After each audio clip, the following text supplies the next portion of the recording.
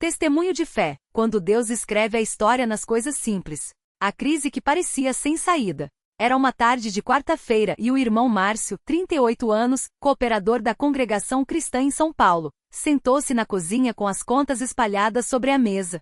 O aluguel estava atrasado há 2 meses, a luz seria cortada em 3 dias, e o salário do bico, como pintor, não tinha saído. Sua esposa, Débora, seguiu para o culto de doutrina com as crianças, mas ele ficou para trás, envergonhado. Como vou entrar na igreja assim com essa vergonha no coração? Pensou. Ele abriu a Bíblia ao acaso, algo que nunca fazia, mas naquela hora, não sabia mais o que fazer. Seus olhos caíram em Salmos 37, 25. Fui moço e agora sou velho, mas nunca vi desamparado o justo, nem a sua descendência a mendigar o pão. As palavras o cutucaram. Será que Deus está falando comigo? Questionou-se. Mas a dúvida veio logo em seguida. Mas eu nem sou tão justo assim. Nesse momento o telefone tocou. Era o irmão Carlos, diácono da congregação. Márcio, o irmão está vindo hoje à noite? Temos uma reunião de oração especial. Márcio hesitou. Queria dizer, como eu vou, irmão? Minha vida é um caos. Mas, em vez disso, respondeu, estarei lá, irmão. Pode contar comigo. Desligou o telefone e suspirou. Se eu não for, vou afundar de vez, pensou. A oferta que não fazia sentido. Naquela noite, ao entrar no templo, Márcio sentiu um peso no peito. O culto já havia começado, e o irmão que presidia lia Mateus 6:33. Buscai, pois, em primeiro lugar, o seu reino e a sua justiça, e todas estas coisas vos serão acrescentadas. As palavras o atingiram como uma flecha. Quando chegou o momento da oferta, ele tinha apenas R$ 20 no bolso, o suficiente para comprar pão e leite para os filhos no dia seguinte. Mas algo dentro dele disse, dá tudo. Ele resistiu, Deus, como? Se eu der isso amanhã minhas crianças passam fome. Mas a voz persistia. Com as mãos trêmulas colocou a nota no envelope e depositou na urna. Ao sair do templo, sentiu uma paz que não fazia sentido. Deus, se o Senhor não me ajudar, eu não tenho mais para onde correr, orou em silêncio. O envelope misterioso. 2 dias depois, enquanto varria a calçada em frente à sua casa, um carro parou ao seu lado. Era o irmão Josué, um dos anciãos da congregação, que ele mal conhecia. Márcio, o irmão tem um minutinho? Claro, irmão.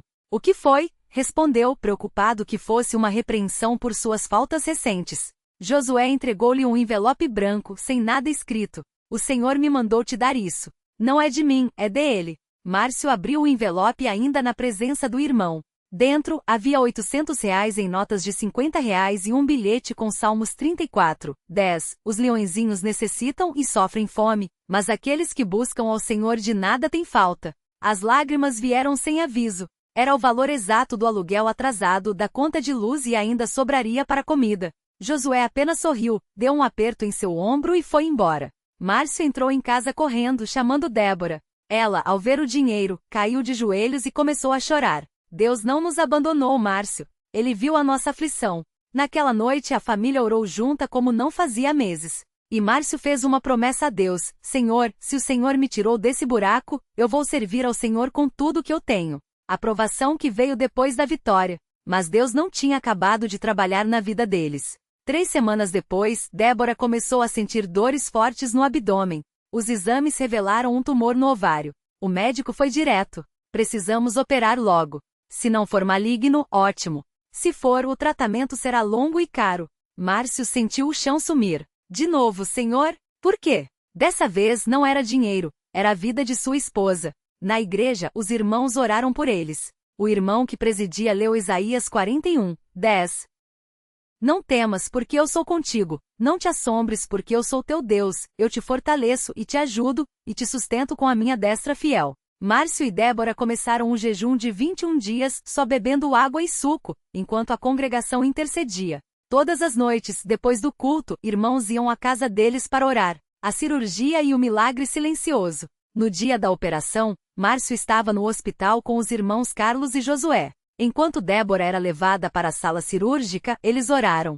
Senhor, o Senhor é o médico dos médicos. Guia as mãos desses profissionais. Se for da tua vontade, cura a nossa irmã. 4 horas depois, o médico saiu da sala com um sorriso. Boas notícias!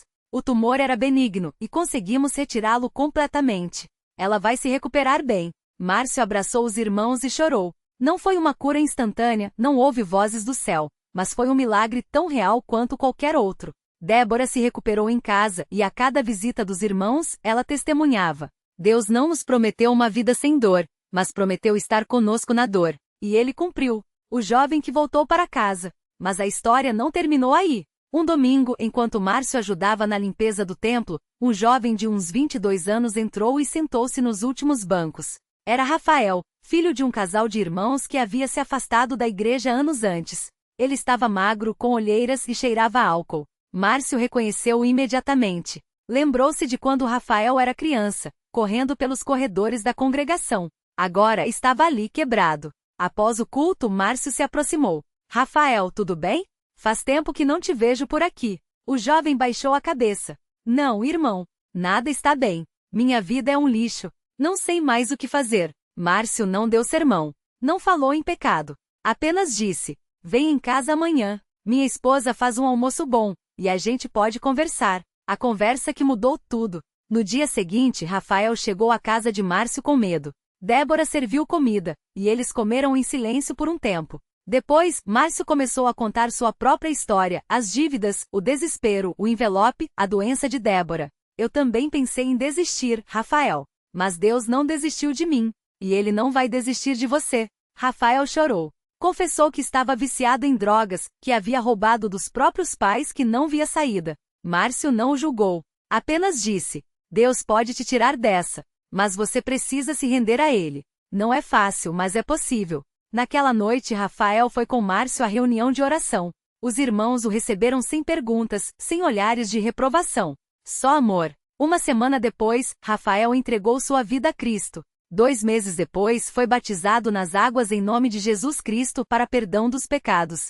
Hoje ele é cooperador na mesma congregação e ajuda outros jovens que estão onde ele já esteve. A lição que ficou. Hoje Márcio é um dos diáconos da congregação. Sempre que testemunha, ele diz: Deus não nos tira das provas só para nos abençoar. Ele nos tira das provas para que a gente possa ser bênção na vida de outros. Ele e Débora agora abrem sua casa para jovens em recuperação. Eles não têm muito, mas têm o suficiente para compartilhar. A obra que Deus começou em nós, Ele vai terminar, diz Débora, sorrindo. E o melhor é que Ele não faz isso sozinho, Ele usa a igreja, usa os irmãos, usa até as nossas fraquezas para mostrar o seu poder. Uma carta para quem está lendo. Se você está lendo isso e pensa: mas a minha situação é pior, ou Deus já me abandonou, assista só comigo este detalhe.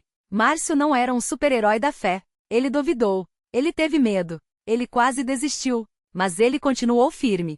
Deus não olha para o quanto você é forte. Ele olha para o quanto você está disposto a confiar nele, mesmo quando tudo parece perdido. Talvez hoje você esteja endividado até o pescoço, doente sem ver saída, afastado de Deus com vergonha de voltar, desesperado, achando que não tem mais jeito. Mas se Deus pôde mandar um envelope com o valor exato nas mãos de um irmão que nem conhecia bem Márcio, curar um tumor que poderia ser maligno, restaurar um jovem destruído pelas drogas e trazê-lo de volta para a casa do Pai, Ele pode fazer por você. Não é questão de quando, não é questão de como, é questão de confiar. Deus não nos promete uma vida sem provas, mas promete estar conosco em meio a elas. Fique firme. Não desista. Ele está contigo. Glória ao nome santo do Senhor. Amém. A provação que veio como um fogo selvagem. Márcio nunca esqueceu aquele sábado de manhã, quando o médico olhou para ele com uma expressão que não precisava de palavras.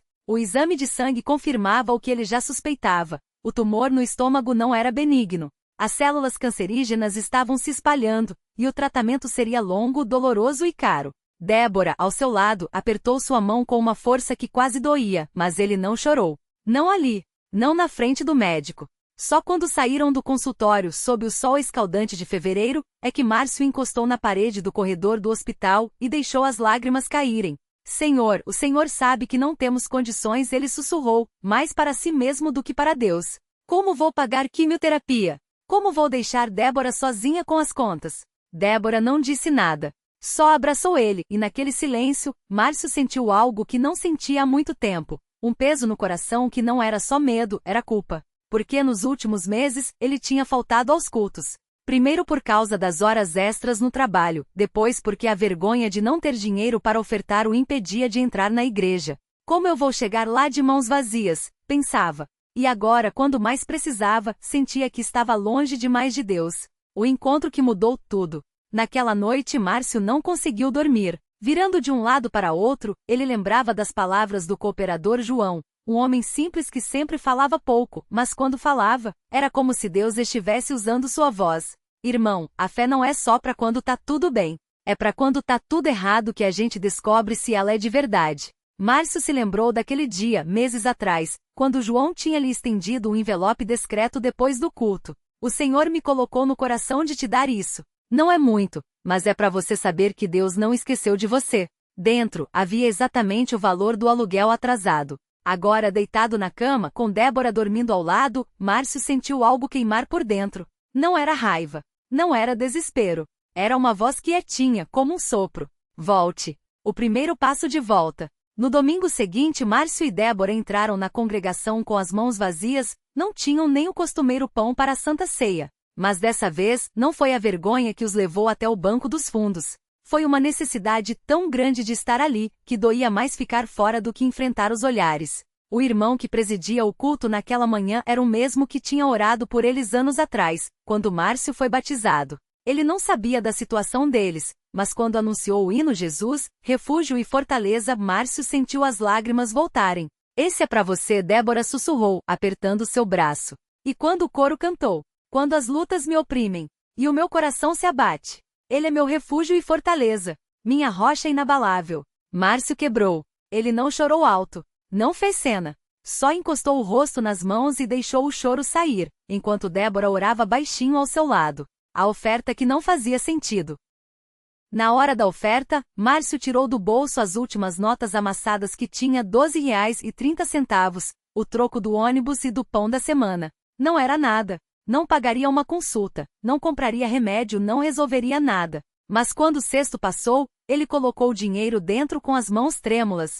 Senhor, eu não tenho mais nada, ele orou mentalmente. Mas o pouco que tenho é teu. Débora não disse nada. Só segurou sua mão de novo. E foi nesse momento que algo mudou. Não foi um milagre instantâneo. Não houve uma voz do céu. Mas quando Márcio levantou os olhos, viu o cooperador João olhando para ele do outro lado do salão. E João sorriu. Não um sorriso de pena. Um sorriso de quem já sabia. A visita que veio sem aviso. Na terça-feira seguinte, enquanto Débora lavava roupa no tanque, alguém bateu à porta. Era o irmão Paulo, um dos mais velhos da congregação, conhecido por sua franqueza e seu jeito direto de falar. Márcio, Débora, a paz do Senhor. Posso entrar? Eles o receberam com café fraco e bolachas de água e sal. Era tudo o que tinham. Paulo não fez cerimônia. Sentou, tomou um gole do café e disse: o irmão João me contou da situação de vocês. E o Senhor me colocou no coração de vir aqui hoje. Márcio sentiu o coração acelerar. Será que ele veio trazer dinheiro? Pensou. Mas Paulo não tirou nada do bolso. Em vez disso, ele abriu sua Bíblia e leu: lança o teu cuidado sobre o Senhor, e ele te susterá. Não permitirá jamais que o justo seja abalado. Salmo 55, 22. Depois, fechou a Bíblia e falou: vocês não estão sozinhos. A igreja não é só um lugar onde a gente vai no domingo. É uma família. E família se ajuda. Ele se levantou, foi até a porta e só então virou e disse: amanhã às 8 horas, esteja na casa do irmão João. Ele vai levar você no hospital. E não se preocupe com o resto. Márcio quis perguntar: o que o irmão João tem a ver com isso? Mas Paulo já estava descendo as escadas. Débora olhava para Márcio com os olhos cheios d'água. Deus está fazendo alguma coisa, ela disse. O médico que não era só um médico. Na manhã seguinte, João apareceu pontualmente. Não disse para onde iam, só dirigiu em silêncio até um bairro nobre da cidade, onde parou em frente a uma clínica particular. O Dr. Carlos é irmão nosso, João explicou. Ele atende alguns casos especiais. Márcio quase não acreditou quando entrou no consultório. O médico, um homem de uns 60 anos com óculos e voz calma, já tinha o prontuário de Márcio em mãos. Irmão João me falou do seu caso, ele disse. Vamos fazer novos exames, sem custo. E se precisar de tratamento, a igreja vai ajudar. Márcio quis argumentar. Não posso aceitar isso, ele pensou. Mas quando abriu a boca, o que saiu foi: por que o Senhor está fazendo isso por mim? O Dr. Carlos sorriu. Porque há 20 anos, quando minha filha estava doente, o irmão da congregação fez o mesmo por mim. Agora é minha vez. A quimioterapia que veio com o emprego. Os exames confirmaram. O tumor era agressivo, mas operável. A quimioterapia seria necessária, mas o Dr. Carlos tinha contatos em um hospital público onde Márcio poderia ser atendido sem fila. Mas e o trabalho? Márcio perguntou a Débora naquela noite. Se eu ficar doente, como a gente vai sobreviver? No dia seguinte, o cooperador João apareceu de novo. O irmão Silva, dono da padaria, precisa de um ajudante. É pesado, mas é honesto. Você topa? Márcio não pensou duas vezes. O salário não era grande, mas era o suficiente. E o mais incrível? O irmão Silva era outro cooperador da congregação. Aqui a gente trabalha, mas a gente também ora, ele disse no primeiro dia. Se precisar sair mais cedo para fazer quimioterapia, é só avisar. O jejum que quebrou a maldição. 3 meses depois, Márcio estava mais fraco, mais vivo. A quimioterapia estava funcionando, mas os efeitos colaterais eram brutais. Em uma noite de insônia, enquanto Débora dormia, ele abriu a Bíblia e leu em Marcos 9:29. Esta casta não sai senão por oração e jejum. Algo clicou. Na manhã seguinte, ele falou com Débora. Vamos jejuar. Não só por mim, mas por todos que estão passando por isso. Eles começaram a jejuar uma vez por semana, só água e oração. E não guardaram isso só para eles. Convidaram outros irmãos. Em pouco tempo, um grupo de 12 pessoas se reunia toda sexta-feira para jejuar e orar especificamente pelas curas. Um mês depois, o Dr. Carlos olhou para os exames de Márcio com uma expressão de surpresa. Isso não é normal, ele disse. O tumor regrediu mais rápido do que o esperado. Muito mais rápido. Márcio sorriu. É Deus, doutor.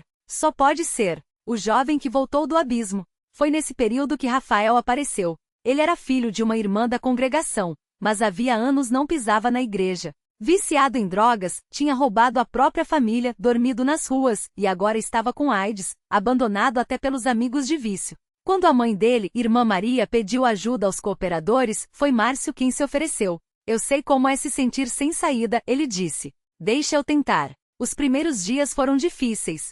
Rafael cuspiu no chão da casa de Márcio. Quebrou um vaso.